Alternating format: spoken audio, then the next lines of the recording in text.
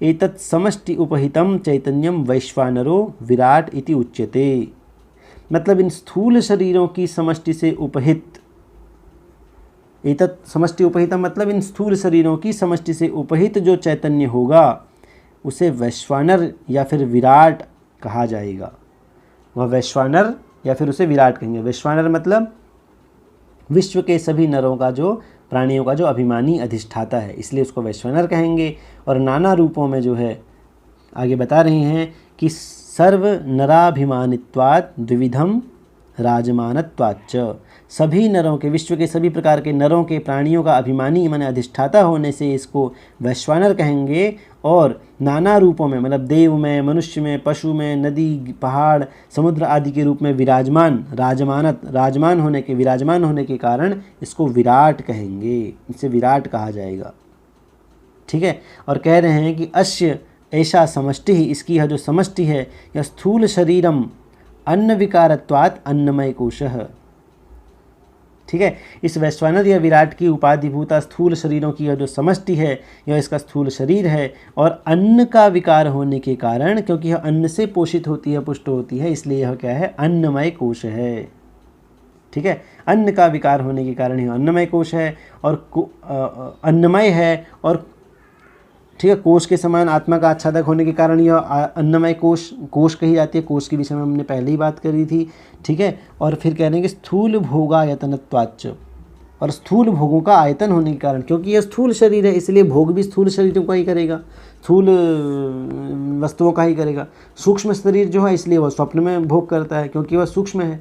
स्थूल शरीर है तो स्थूल चीज़ों का ही भोग करेगा। तो स्थूल भोगायतनत्वात्, स्थूल भोगों का आयतन माने आधार होने के कारण इसे स्थूल शरीर और जागृत इति च व्यपदिश्यते, इसका जो है जो अवस्था है इसकी स्थूल जागृत अवस्था है, और इसका आयतन क्या है, इसका आधार क्या है, स्थूल शरीर है। ठीक है। तो इस प्रकार यहाँ पर जो है स्थूल शरीरों की समष्टि और उससे उपहित चैतन्य के नामों का विवरण किया गया। और अब जो है यहाँ पर स्थूल शरीरों की व्यष्टि का वर्णन अब करेंगे। एतद् व्यष्टि उपहितं चैतन्यम विश्व इत्युच्यते। क्यों? स्थूल शरीराभिमानम अपरित्यज्य स्थूल शरीरादि प्रविष्टत्वात्। तो इस स्थूल शरीरों की व्यष्टि अर्थात एक शरीर, एक स्थूल शरीर से जो उपहित जो चैतन्य होगा उसे विश्व कहा जाएगा। क्यों? क्योंकि विश्व सूक्ष्म शरीर अभिमानम अपरित्यज्य, मतलब सूक्ष्म शरीर के अभिमान का बिना परित्याग किए हुए यह स्थूल शरीर आदि में प्रविष्ट हो जाता है, इसीलिए जो है इसको विश्व कहा जाएगा। ठीक है। अस्यापि एषा व्यष्टि ही, इसकी भी जो यह व्यष्टि है, यह स्थूल शरीरम अन्न विकारत्वात् एव हेतु अन्नमय कोशो जागृत इति च उच्यते। यह व्यष्टि भी जो है इस स्थूल शरीरों से उपहित, स्थूल शरीरों की उपाधि से उपहित इसकी जो व्यष्टि है, इस व्यष्टि से उपहित जो चैतन्य है वह भी क्या है, स्थूल शरीरम। ठीक है। मतलब इस विश्व की उपाधिभूता यह व्यष्टि जो है इसका स्थूल शरीर है, और अन्न का विकार होने के कारण यह अन्नमय कोश है, और जागृत इसकी अवस्था है। स्थूल भोगों का आधार होने के कारण जो है यह क्या है, जागृत है।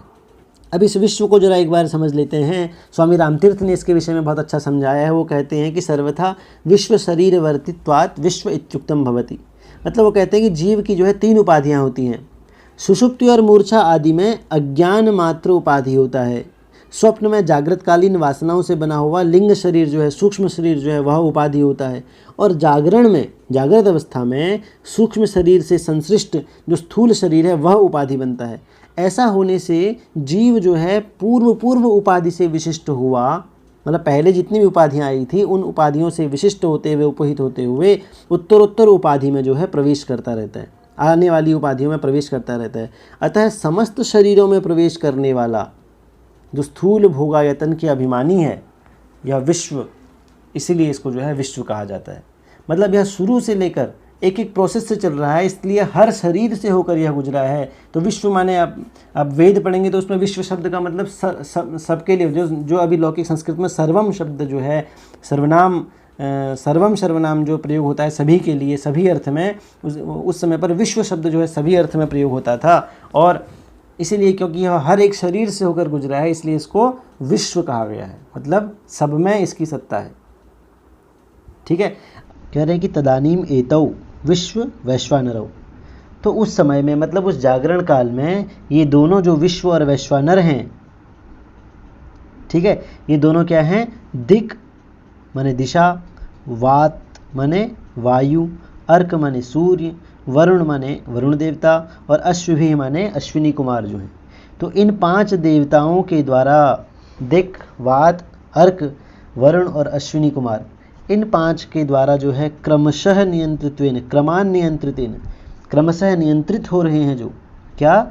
श्रोत्र आदि इंद्रिय पंचकेन, मतलब दिक् से जो है श्रोत्र, वायु से त्वक, सूर्य से चक्षु, वरुण से रसना जीभ मतलब, और अश्विनी कुमारों से घ्राण नासिका। ठीक है, तो इन 5 देवताओं से 5 इंद्रियों के क्रमशः नियंत्रित होने से क्या कर रहे हैं? वो क्रमशः क्या कह रहे हैं? शब्द, स्पर्श, रूप, रस और गंध, इनका जो है क्या कर रहे हैं? भोग करते हैं, अनुभव करते हैं। ठीक है, मतलब यहाँ पे 3 चीज़ें आई। अब तीनों चीज़ें आई, पहले तो विश्व और वैश्वानर भोग करते हैं। ठीक है, किसका भोग करते हैं? रूप, रस, गंध, शब्द और स्पर्श, इनका भोग करते हैं। किनसे करते हैं? श्रोत्र, त्वक, चक्षु, रसना और घ्राण से करते हैं। ये किससे नियंत्रित हैं? ये दिक्, वायु, सूर्य, वरुण और अश्विनी कुमारों से नियंत्रित हैं। ठीक है, तो इस तरह से इनको बताया गया। अब आगे क्या कह रहे हैं कि अग्नि, इंद्र, उपेंद्र, यम और प्रजापति भी, मतलब अग्नि देवता, इंद्र और उपेंद्र कहते हैं विष्णु को, ठीक है, और यम और प्रजापति, ये जो 5 देवता हैं, मतलब अभी तक इन्होंने पहले ज्ञानेंद्रियों के जो है भोग के बारे में बताया, अब कर्मेंद्रियों के भोग के बारे में बता रहे हैं कि ये कर्मेंद्रियां किससे नियंत्रित हैं? क्रमशः कह रहे हैं क्रमान नियंत्रितेन वाक् आदि इंद्रिय पंचकेन, मतलब अग्नि से वाक् माने वाणी, ठीक है, इंद्र से पाणी माने हाथ, हाथों का देवता इंद्र है, पाद माने पैरों का देवता है उपेंद्र, ठीक है, उपेंद्र माने विष्णु, और पायु स्थान का देवता है यम, और उपस्थ, इन उपस्थों का देवता क्या है? प्रजापति। तो इनके द्वारा नियंत्रित जो वाग आदि इंद्रिय पंचक है, कर्मेंद्रियां हैं, मतलब उनको जो है क्रमाद माने क्रम से क्या करते हैं? भोग करते हैं। कौन? ईश्वर और विश्व और वैश्वानर, ईश्वर नहीं, विश्व और वैश्वानर। ठीक है, और इन कर्मेंद्रियों से क्या करते हैं? वो विश्व और वैश्वानर क्रमाद वचन माने वाक, वाणी से वचन का, आदान प्रदान माने पानी, हाथ से आदान प्रदान का, पैरों से गमन का, पायु से विसर्ग आदि का, मतलब मल विसर्ग आदि का, और उपस्थ माने जननेंद्रियों से आनंद आदि का जो है क्या करते हैं? भोग करते हैं, उपभोग करते हैं, अनुभव करते हैं विषयों का। ठीक है, आगे कह रहे हैं कि चंद्र, चतुर्मुख, शंकर और अच्युतई, मतलब चंद्र देवता, चतुर्मुख जो ब्रह्म है उनके वो, और शंकर माने शिव जी, और अच्युत माने विष्णु भगवान, इनके द्वारा भी क्रमशः नियंत्रित क्या है? मन है, बुद्धि है, अहंकार है और चित्त है। इन चारों देवताओं के द्वारा क्रमशः नियंत्रित मन, बुद्धि और चित्त, अहंकार हैं, और इनसे मन, बुद्धि और चित्त, अहंकार से, मतलब इन नाम वाली 4 जो अंतरिंद्रियां हैं, अंतःकरण हैं, इनसे भी क्रम से कह रहे हैं संकल्प, निश्चय, अहंकार और चैत्तांश, मतलब मन से संकल्प विकल्प आदि का, बुद्धि से निश्चय आदि का, अहंकार से अहंकारी का, और जो चित्त है उससे चैत्तांश माने गर्व का, स्मरण का। ठीक है, स्मरण का जो है क्या करते हैं? इन स्थूल विषयों का जो है क्या करते हैं? वो अनुभव करते हैं। कौन? विश्व और वैश्वानर। ठीक है, तो सर्वान एतान स्थूल विषयान अनुभवतः, सभी जो है स्थूल विषयों का अनुभव करते हैं, और इसके लिए प्रमाण दिया गया है कि जागरित स्थानो बहिष्प्रज्ञः, बहिः प्रज्ञः, यह मांडुक्योपनिषद से दिया गया इत्यादि श्रुते है। ऐसा श्रुति में कहा गया है कि वह जो जागृत अवस्था जिसका स्थान है, ठीक है, वह क्या है? बहिष्प्रज्ञ है। बहिष्प्रज्ञ अर्थात बाह्य विषयों को प्रकाशित करने वाला, या फिर बाह्य विषयों का भोग करने वाला।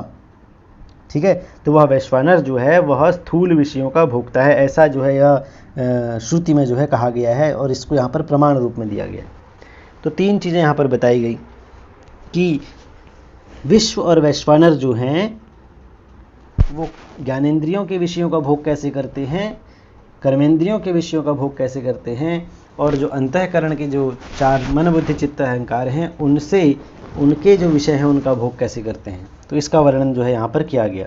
ठीक है, जागृत अवस्था के भोग हैं ये सभी, क्योंकि ये स्थूल सृष्टि का वर्णन यहाँ पर हो रहा है। तो जागृत अवस्था में प्राप्त होने वाले जो भोग हैं उनका विवरण यहाँ पर किया गया। ठीक है, अब आगे कह रहे हैं कि अत्रापि अनयोः, अब फिर से वही बात करेंगे कि जो हमेशा करते आते हैं कि सबसे पहले पूरा विवेचन करने के बाद कहते हैं कि इनमें तो अभेद है। ठीक है, इनमें किसी प्रकार का कोई भेद नहीं है, और उसी को बताने के लिए यहाँ पर वही जो उनके पुराने उदाहरण हैं उसी के द्वारा बता रहे हैं कि अत्रापि अनयोः, यहाँ पर भी अनयोः माने इन वैश्वानर और विश्व में, स्थूल व्यष्टि समष्टि तद उपहित विश्व वैश्वानर्योः, मतलब कह रहे हैं कि जिस प्रकार से वन वृक्ष तद्वच्छिन्नाकाशवत और जलाशय जलवत तद्गत प्रतिबिंबाकाशवत, मतलब जिस प्रकार वन और वृक्ष में क्या है, कोई भेद नहीं है, दोनों अभेद है, दोनों एक ही हैं, और वन से ढका हुआ आकाश और वृक्ष से ढका हुआ आकाश भी एक ही है, उनमें भी कोई भेद नहीं है, दोनों में अभेद है। जिस प्रकार जलाशय में और जल की बूंदों में किसी प्रकार का कोई भेद नहीं है, दोनों एक ही हैं। जिस प्रकार जलाशय में प्रतिबिंबित होने वाला आकाश और जल में प्रतिबिंबित होने वाला आकाश भी क्या है, एक ही है, पूर्ववत अभेद है, पहले की तरह इनमें अभेद है, उसी प्रकार। ठीक है, उसी प्रकार कह रहे हैं जो ये विश्व और वैश्वानर हैं ये भी क्या हैं, कह रहे हैं स्थूल व्यष्टि समष्टि तद उपहित विश्व वैश्वानर्योः, मतलब यहाँ पर भी स्थूल शरीरों की समष्टि और स्थूल शरीरों की व्यष्टि में जो है उनसे उपहित जो चैतन्य है वो क्या है, विश्व और वैश्वानर, मतलब स्थूल शरीरों की समष्टि से उपहित जो चैतन्य है वो विश्व है, स्थूल शरीरों की व्यष्टि से उपहित जो चैतन्य है वो वैश्वानर है। तो उनमें क्या है, पूर्ववत अभेद है। उसी प्रकार जिस प्रकार से वन और वृक्ष में, वन से अवच्छिन्न आकाश और वृक्ष से अवच्छिन्न आकाश में, जलाशय में और जल में, और जलाशय में प्रतिबिंबित आकाश और जल की बूंदों में प्रतिबिंबित आकाश में जिस प्रकार अभेद है, उसी प्रकार विश्व में और वैश्वानर में भी क्या है, अभेद है।